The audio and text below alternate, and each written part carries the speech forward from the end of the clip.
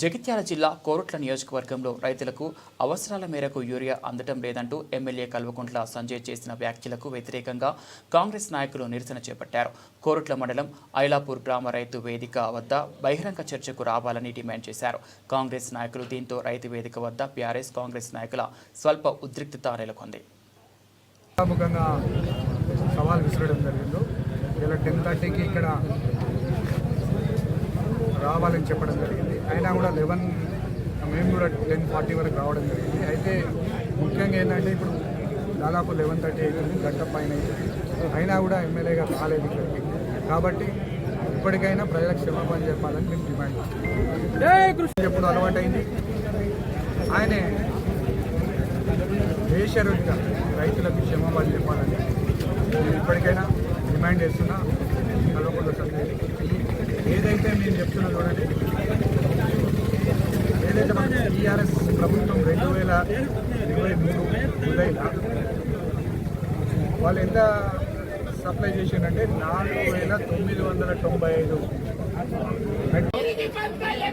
ఈ యొక్క యూరియా తోటి జింక్ వాళ్ళు యాడ్ చేసి ఇస్తుండ్రు, రైతులకు నష్టం జరుగుతుందని వారు చెప్పిండ్రు.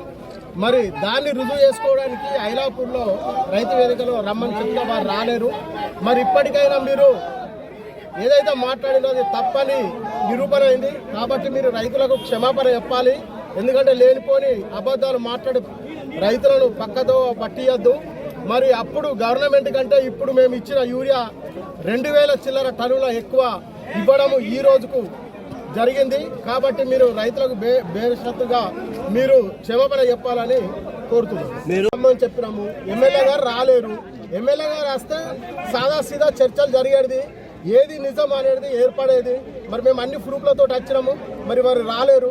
వాళ్ళు వచ్చి అక్కడ ధర్నా చేసి వాళ్ళు వచ్చి అక్కడ ఏదో గడబడి చేస్తూ ఉంటే మరి అది కరెక్ట్ కాదు కదా.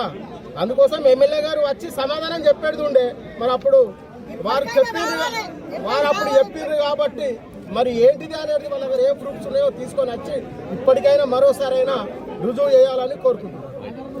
సంబంధించి ఓన్లీ పట్టా పాస్బుక్కి ఒకటే యూరియా ఇస్తున్నారు. మరియు ఆ యూరియా కూడా ఒక సంచికి ఒక జింక్ లింక్ చేసి ఇస్తున్నారని అబద్ధపు ప్రచారాలు చేస్తున్నారు. పని పట్టుకొని మన కాంగ్రెస్ ప్రభుత్వాన్ని బదనాం చేయాలని చూస్తున్నాడు. వీళ్ళు రైతులకు ఎప్పుడు మంచి చేశారు ఒక విషయం చెప్పండి. వీళ్ళు ప్రభుత్వంలో ఉన్నప్పుడు రైతులు ఎన్ని ధర్నాలు చేసిండ్రు, మక్కలు కొనడం బంద్ చేసింది వీళ్ళు కాదా? వరి వేస్తే ఉరి అని అన్నది వీళ్ళ పాత సీఎం గారు కాదా? ఇవన్నీ చేసి రైతులు తగిన బుద్ధి చెబితే ఇప్పుడు వచ్చిన కాంగ్రెస్ ప్రజాప్రభుత్వం రైతు ప్రభుత్వం వచ్చినాక రుణమాఫీ చేసింది 22,000 కోట్లు 1.5 సంవత్సరంలో. మరియు వడ్లకు 500 రూపాయలు సన్నపట్లకు బోనస్ ఇస్తుంది. మరియు అలాగే రైతు భరోసా 9 రోజుల్లో 9,000 కోట్లు వేయడం జరిగింది. దీన్ని చూసి ఈర్ష్యపడి వాళ్ళు సంజయ్ గారికి 1 సంవత్సరంన్నర కూడా పడతలేదు అధికారం పోయి, ఇప్పుడే తట్టుకుంటలేరు. వీళ్ళు ఓ హోదాలో ఇప్పుడు మన ప్రభుత్వానికి కళ్యాణ లక్ష్మి ఎమ్మెల్యే గారు పంచిస్తున్నారు మన సీఎం గారు. మరియు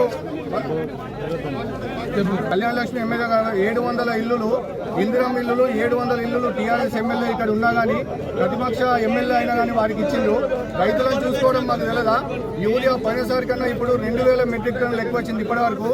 ఒక ఇబ్బంది ఏంటంటే ఇప్పుడు పొలాలు ముందుకు వచ్చి పొలాలు మొక్కజొన్న 2 ఒకటే సాగుకు కొంచెం ఇబ్బంది అవుతున్న మాట వాస్తవం. కానీ 2,000 మెట్రిక్ టన్నులు ఇప్పటి వరకు మనకి ఎక్కువ వచ్చింది నియోజకవర్గానికి.